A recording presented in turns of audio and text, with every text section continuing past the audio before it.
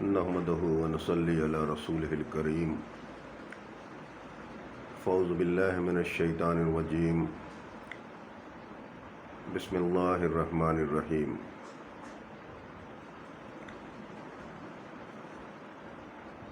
آئیے سب سے پہلے ادب و احترام کے ساتھ بارگاہ سرور کائنات فخر موجودات احمد مجتبی محمد مصطفیٰ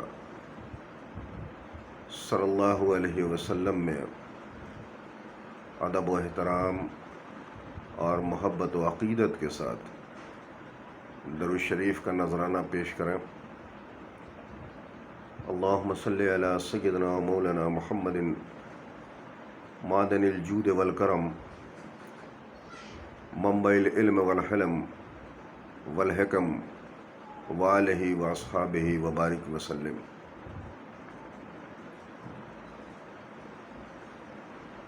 باتیں ان کی جو روشنی کے مینار ہیں، اس سلسلے میں آج ہم بات کریں گے حضرت سرمد شہید رحمۃ اللہ علیہ کی، کہ جن کا آستانہ عالیہ دہلی میں مرجع خلائق ہے۔ حضرت سرمد شہید رحمۃ اللہ علیہ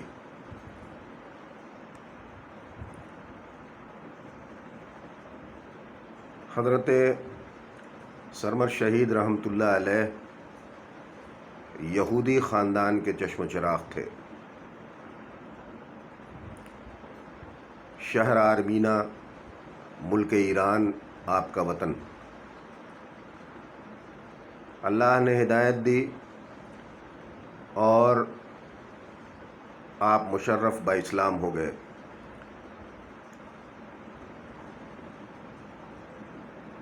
آپ قبول اسلام کے بعد 1031 ہجری میں پہلی بار ہندوستان تشریف لائے۔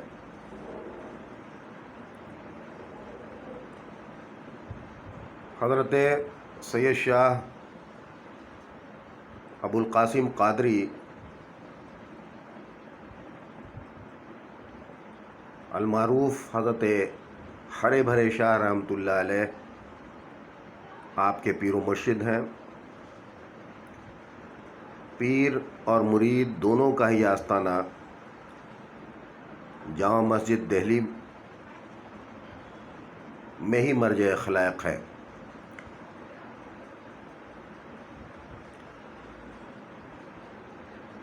حضرت سید شاہ ابو القاسم سبزواری قادری رزاقی رحمۃ اللہ علیہ کا خانوادہ وہی ہے جو امجد شریف حضرت سید الہند امجھری رحمۃ اللہ علیہ کا خانوادہ ہے۔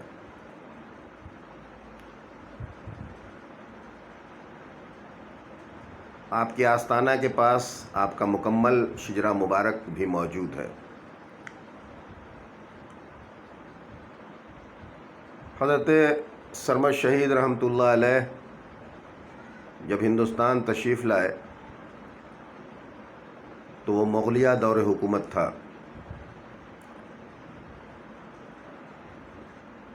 جب دہلی کو دارالحکومت بنایا گیا تو وہ شاہ جہانی حکومت کا آخری دور تھا۔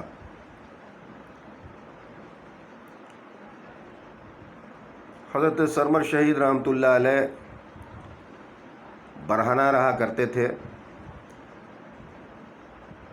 اورنگزیب نے تخت نشینی کے بعد ایک موقع پر صاف کہہ دیا کہ حضرت سرمد کی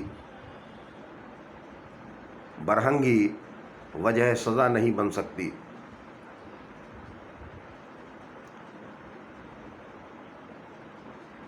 ملا عبد القوی نے اورنگزیب کو بہکایا اور ورغلایا کہ یہ دارا شکوہ کے مخصوص ساتھیوں میں سے ہیں، اور انہوں نے دارا شکوہ کی فتح مندی کے لیے دعا بھی کی ہے۔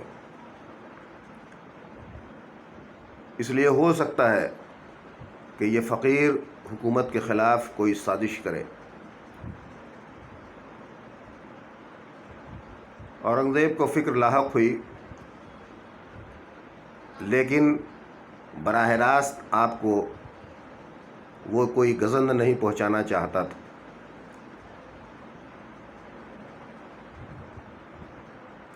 حضرت سرمد شہید رحمۃ اللہ علیہ عالم لاہوت کی منازل طے کر رہے تھے۔ مدینہ منورہ ہر وقت زبان پر جاری رہتا تھا، لیکن کلمہ لا الہ پڑھتے۔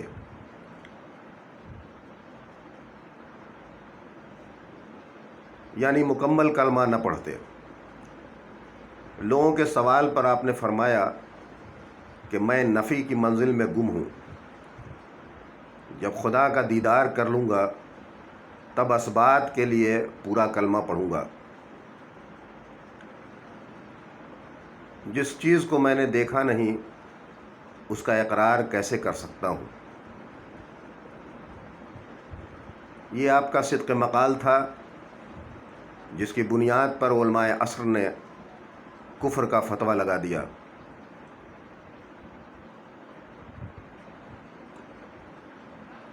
ایک روایت میں ہے کہ جب آپ شہید ہو گئے تو آپ کے جسم مبارک نے سر مبارک کو اپنے ہاتھوں میں اٹھا لیا اور جامع مسجد کی سیڑھیاں چڑھنے لگے اور فرمایا کہ میں بارگاہ رسالت سید عالم صلی اللہ علیہ وسلم میں فریاد لے کر جا رہا ہوں۔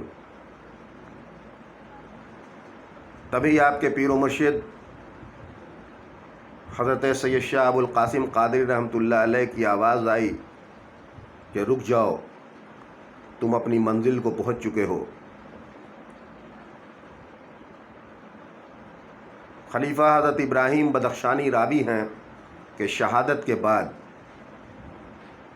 حضرت سرمد شہید رحمۃ اللہ علیہ کے سر بریدہ سے 3 بار لا الہ الا اللہ محمد رسول اللہ کی بآواز بلند صدا سنی گئی۔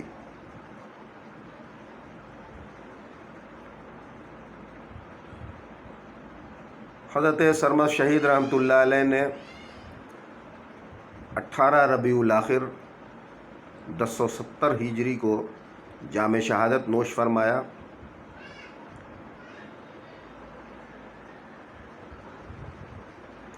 اسی تاریخ کو دہلی کی جامع مسجد سے متصل آپ کے آستانہ میں آپ کا عرس مبارک بڑے ہی تسک و احتشام کے ساتھ منایا جاتا ہے۔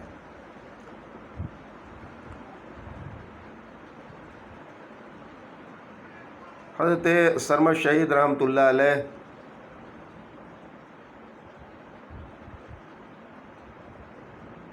بزرگ ہونے کے ساتھ ساتھ ایک عظیم شاعر بھی تھے۔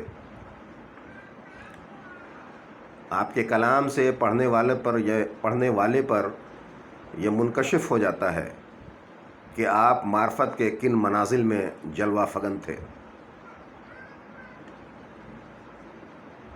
آپ کا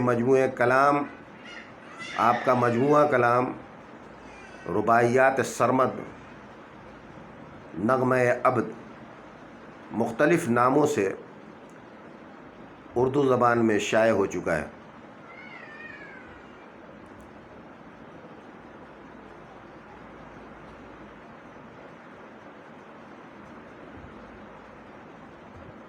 اپنی رباعی میں ایک جگہ آپ نے فرمایا، جس کا ترجمہ یہ ہے کہ اے رفعت و سربلندی کے خواہش مند انسان، افسوس کہ تو نے خود نمائی اور خود پسندی کا جذبہ ترک نہ کیا، اسی لیے تجھے کامیابی اور کامرانی نصیب نہ ہو سکی۔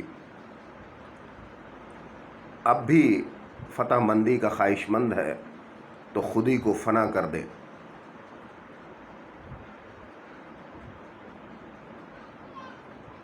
ایک جگہ آپ نے فرمایا کہ اے دوست، ان دنیا پرستوں سے زیادہ میل جول نہ رکھ، کیونکہ ان سے ملاقات رکھنے میں نقصان ہی نقصان ہے اور نفع بالکل نہیں ہے۔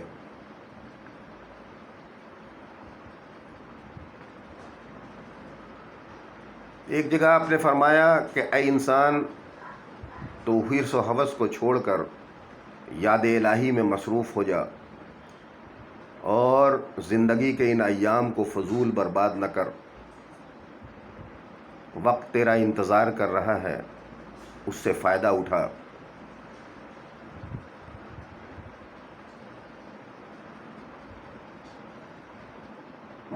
ایک ربائی کا مفہوم اشعار میں اس طرح ہے کہ ہوتے ہیں شہید جو ہیں ابرار یہاں، پوچھے نہیں جاتے ہیں بداتوار یہاں۔ تو عاشق صادق ہے تو خنجر سے نہ ڈر، مردار پہ چلتی نہیں تلوار یہاں۔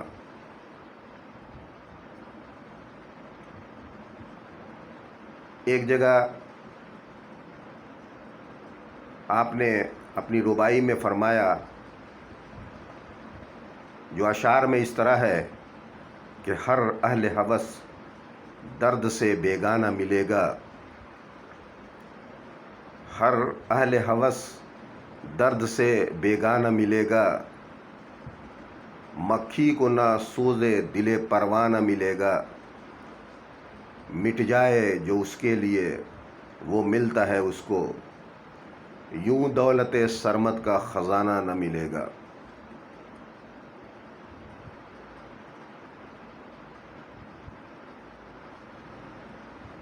بارگاہ رب العالمین میں دعا ہے کہ حضرت سرمد شہید رحمۃ اللہ علیہ ہماری خوب حاضری آپ کی بارگاہ اقدس میں ہوئی ہے اور آپ کے پیر و مرشد کی بارگاہ میں بھی ہوئی ہے، اسے رب العالمین قبول فرمائے، اور